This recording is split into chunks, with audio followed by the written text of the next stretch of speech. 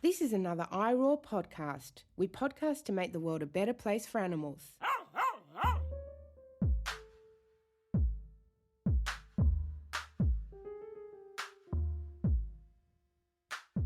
Welcome back to Season 5 of the Animal Highlights, where we're focused on animals and politics.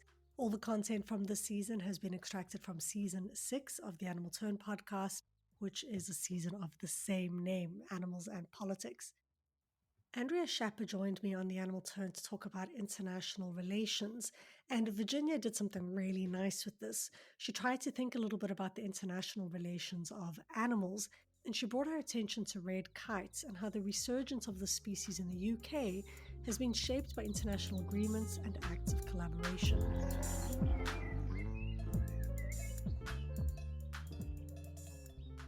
Hello, Virginia. Welcome to the second last Animal Highlight. It's been a wonderful season so far. I've very much enjoyed listening to your highlights. Who are we talking about today? I know it's a very special one.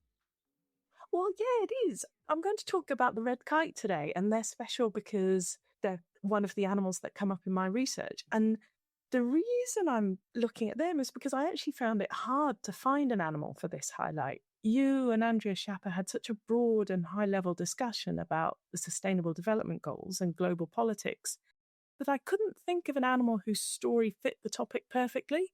So I thought I'd talk about another of the animals from my own research, the red kite. And in particular, I'm going to talk about the story of the red kite's reintroduction to Britain. In many ways, this story fits with Andrea's definition of international relations as politics beyond borders. That's because, as part of the reintroduction project, red kites were translocated to Britain from Germany, Spain, and Sweden by Natural England, who are a public body, and the Royal Society for the Protection of Birds, who are an NGO. And as I'll explain, red kites are now travelling in the other direction and being translocated from Britain back to Spain. For listeners who don't know, red kites are a large bird of prey. They live throughout Europe and across into Western Asia and North Africa.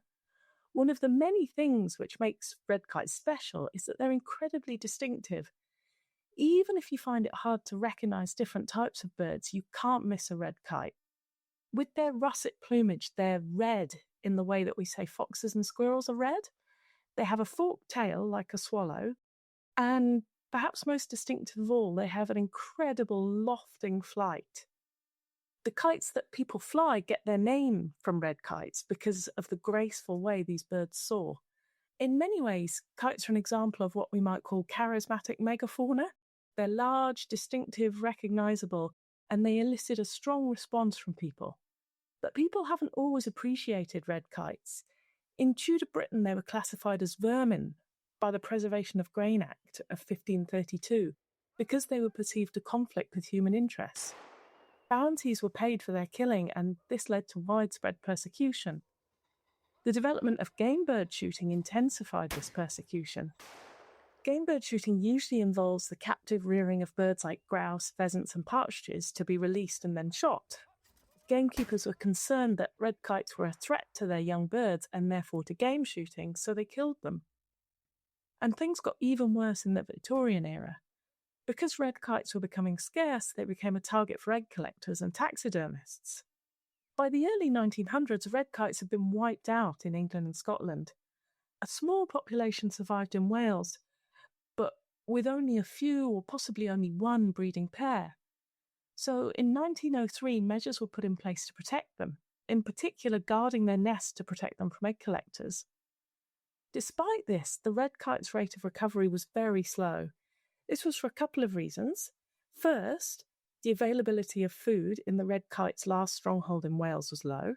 This made it hard for adults to feed and raise more than one chick at a time. Secondly, unlike most other raptors, kites are sociable. They're content to live with or near other kites, so as their population grows, they disperse only very slowly into new territories. So at this point, conservationists realised that without intervention, red kites would face a slow and even uncertain recovery, so they decided to intervene. And this is where international relations and global politics come in. In 1990, red kite chicks were taken from nests in Germany, Spain, and Sweden and released in England and Scotland. This international conservation effort required cooperation between the British government and the governments in Germany, Spain, and Sweden, together with the RSPB in Britain and their counterparts in the other countries. I think what this highlights most is that international collaborations are needed to conserve other than human species, especially species like the red kite, who cross international borders, either as individuals when they're seeking food, mates, or territories, or as a species, depending on where their range is. And since 1990, when the project to restore red kites to Britain began, red kites have flourished there, and their numbers continue to rise. There are now thought to be around 10,000 red kites in Britain. Meanwhile, red kite numbers in Spain are falling because of persecution and a shortage of food. So now the tables have turned, and red kite chicks are being translocated from Britain to Spain. As this shows, considering species at a global level has the potential to facilitate translocation projects, like that of the red kite. International agreements like this can allow species to be moved across borders so as to conserve geographically separate populations and the species as a whole. The potential of international policy and action can, however, extend beyond thinking about animals and their conservation at species level. As Andrea suggests, we can also think about how international agreements and actions impact individual animals. A shift in focus from species to individual would require that attention is paid to how specific individuals are treated to achieve the overall goal of species conservation. This could include discussions about whether their rights to freedom and dignity are being infringed. As Andrea suggested, such discussions could perhaps be facilitated if there were a sustainable development goal dedicated to animal rights. I know you started that out saying that you weren't too sure how to connect this to international relations and thinking about sustainable development goals. But I think there are so many layers to what you just said with regards to international relations, right? There's the relations between the various governments to make the red kite conservation projects work. There's also the mobility of the red kites, right? Their capacity to themselves move across borders and also be assisted across borders.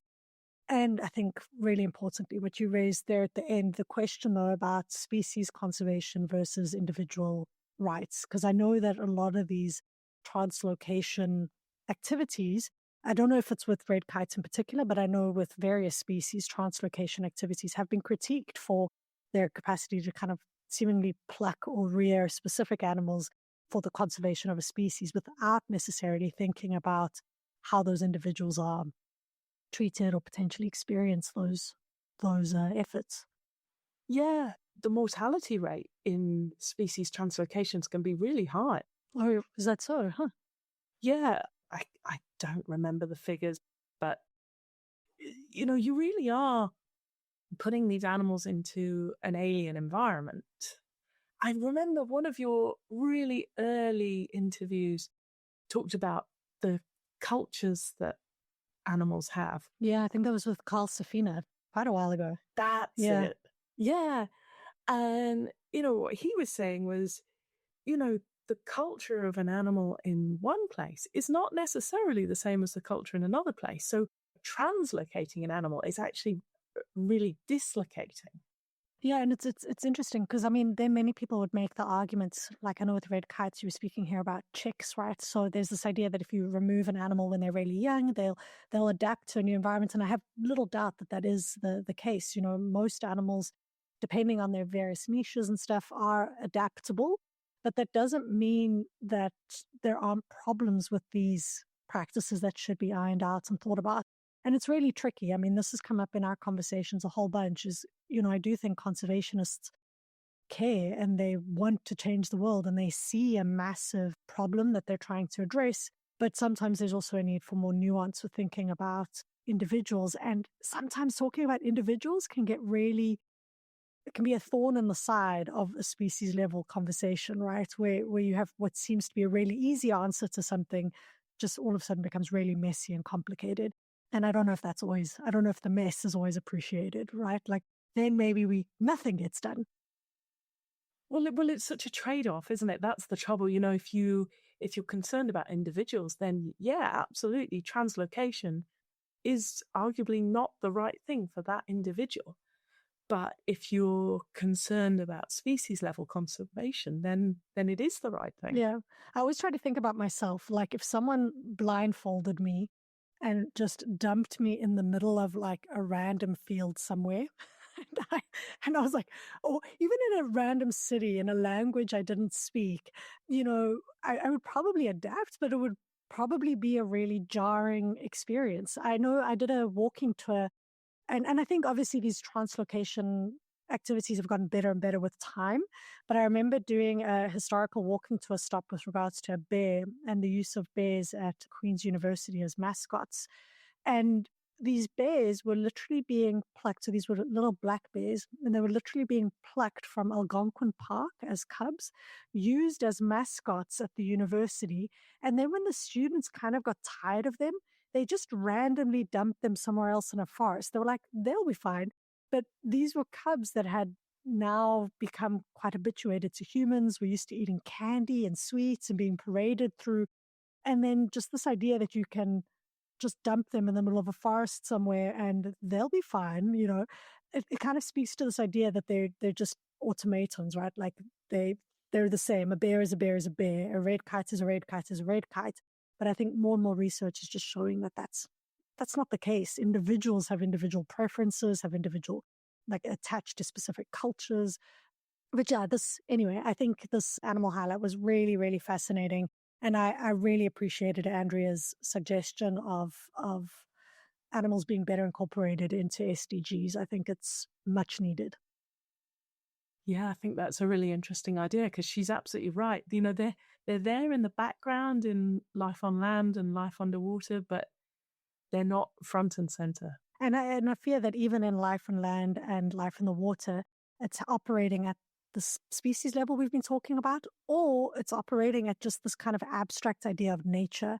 So often animals are co-opted into the idea. I mean, we're all part of nature, but what does it mean when you say, we want to preserve nature? Like, what does that actually mean? Like, which relationships are we talking about? Which, individuals and places and cultures are we talking about here?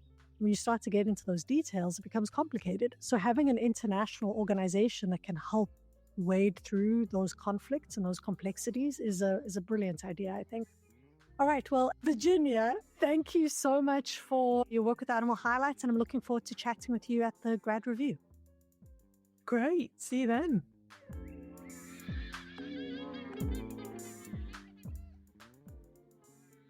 Thank you so much to Virginia Thomas for being an incredible co-host, and to Rebecca Shen for her work on the logo and all the artwork done with the Animal Highlight. This show was edited and produced by myself. This is The Animal Highlight with me, Claudia Hirtenfelder.